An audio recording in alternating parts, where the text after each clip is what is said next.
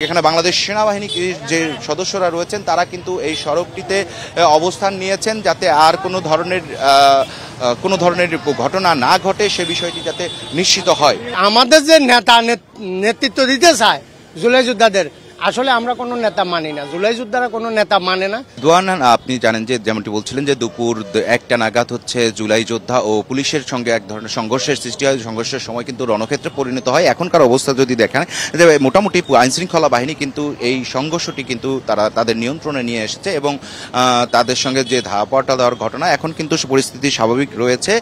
কি তা দুপুর 1টার নাগাদ হচ্ছে যে জুলাই যোদ্ধারা যে আজকে জুলাই সনদ স্বাক্ষর হওয়ার যে অনুষ্ঠান স্থলে কিন্তু সকালের দিকে তারা হচ্ছে ব্যারিকেড গেট থেকে গেট সরিয়ে তারা কিন্তু ভেতরে প্রবেশ করে এবং সেখানে যে নির্ধারিত যে জনদের জন্য চেয়ারগুলো রাখা ছিল সেই চেয়ারে তারা অবস্থান নেয় এবং তাদের যে দাবি দাওয়াগুলো ছিল সেটি বলতে থাকেন এবং এক পর্যায়ে কিন্তু তাদেরকে আইন শৃঙ্খলা বাহিনীর সদস্যরা তাদেরকে ওখান থেকে বের হয়ে আসতে বললে বাইরে তাদেরকে বের করে দিলে তখন কিন্তু পুলিশের সঙ্গে পাল্টা ধাওয়ার ঘটনা ঘটে। সেক্ষেত্রে হচ্ছে আপনার সাউন্ড গ্রেনেড এবং টিয়ার শেল নিক্ষেপ করে পুলিশ কিন্তু পরিস্থিতি নিয়ন্ত্রণে আনার চেষ্টা করে। প্রায় 1.5 ঘন্টার মতো কিন্তু এই সংঘর্ষ চলতে থাকে। আর পরবর্তীতে কিন্তু এই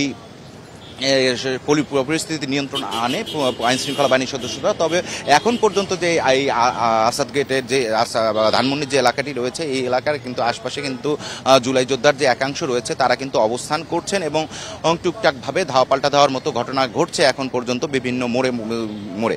তো এই মুহূর্তে কিন্তু এই যে আসাদ গেটের যে মানিক মিয়া অ্যাভিনিউটি রয়েছে সেটির কিন্তু পরিস্থিতি স্বাভাবিক রয়েছে। আইনশৃঙ্খলা বাহিনীর সদস্যরা কিন্তু এটিকে নিয়ন্ত্রণে নিয়েছেন। এখানে কিন্তু আইনশৃঙ্খলা বাহিনীর সদস্যের পাশাপাশি বাংলাদেশ সেনাবাহিনীর সদস্যরা কিন্তু নিয়োজিত রয়েছেন, তারা কিন্তু অবস্থান নিয়েছেন। কিন্তু এখন পুলিশের সঙ্গে যে ধাওয়া পাল্টাধাওয়ার ঘটনা ঘটে সেখানে কিন্তু আমরা লক্ষ্য করেছি যে কয়েকজন আহত হয়েছেন এবং আমরা দেখতে পেরেছিলাম যে সেখানে কিন্তু যে ধাওয়া পাল্টা দেওয়ার ঘটনা ঘটে সেখানে কিন্তু কি বুঝলেন ভাই, অনলি যেটাই চাই।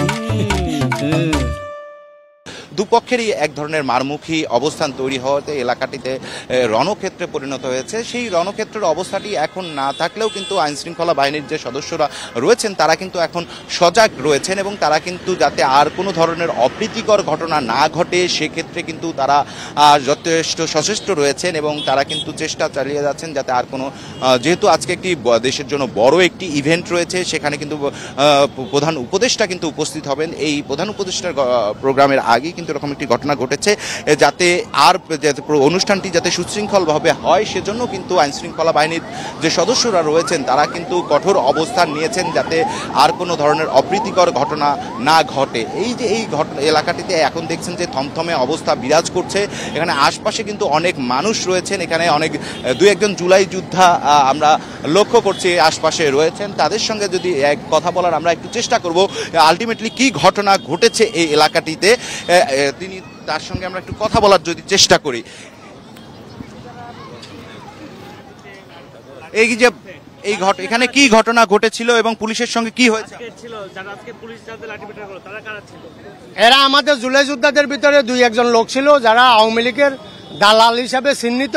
আর আমাদের যে নেতৃত্ব দিতে চায় জুলাই যোদ্ধাদের, আসলে আমরা কোনো নেতা মানি না, জুলাই যোদ্ধারা কোনো নেতা মানে না।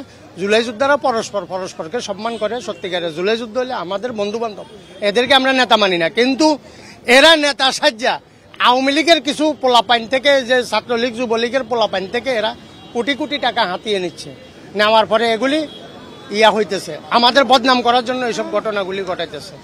শুনছিলেন যে এখানে একজন জুলাই যোদ্ধাকে আমরা দেখতে পাচ্ছি, তারা বিভিন্ন ধরনের অভিযোগ করছেন এবং তাদের যে দাবি দাওয়াগুলো রয়েছে সেগুলোও কিন্তু তারা বলছিলেন যে যারা কোনো একটি পক্ষ ও তাদেরকে হচ্ছে তাদের এই জুলাই যোদ্ধার যে আছে তাদেরকে বিভক্তি করার চেষ্টা চালাচ্ছেন। আমরা দেখছেন যে হচ্ছে আইনশৃঙ্খলা বাহিনীর সদস্যরা কিন্তু যারা এখানে অবস্থান নিয়েছিলেন তাদেরকে এই এলাকাটি থেকে সরিয়ে দিচ্ছেন এবং জুলাই যোদ্ধারা কিন্তু নানা ধরনের অভিযোগ করার চেষ্টা করলেন যে আওয়ামী লীগের যে ফ্যাসিস্ট আওয়ামী লীগ সরকারের কিছু লোক তাদের সঙ্গে যুক্ত হয়েছেন বলে এমনটিও কিন্তু দাবি করলেন একজন জুলাই যোদ্ধা।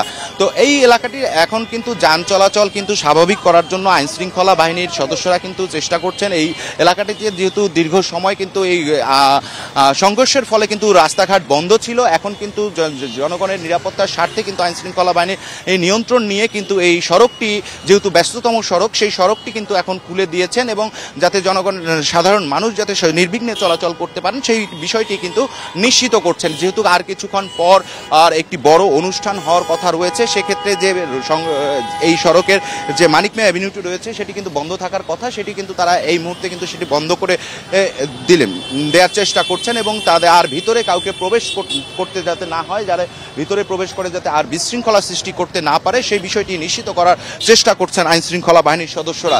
এবং আপনারা দেখছেন যে এখানে বাংলাদেশ সেনাবাহিনীর যে সদস্যরা রয়েছেন তারা কিন্তু এই সড়কটিতে অবস্থান নিয়েছেন যাতে আর কোনো ধরনের ঘটনা না ঘটে সে বিষয়টি যাতে নিশ্চিত হয়। এবং এই মানিক মিয়া অ্যাভিনিউর যে সড়কটি রয়েছে সেটি কিন্তু আইন শৃঙ্খলা বাহিনীর সদস্যরা কিন্তু বন্ধ করে দিয়েছেন। আর জানেন যে দুপুর 1:15 নাগাদ কিন্তু এই এলাকাটিতে রণক্ষেত্রে পরিণত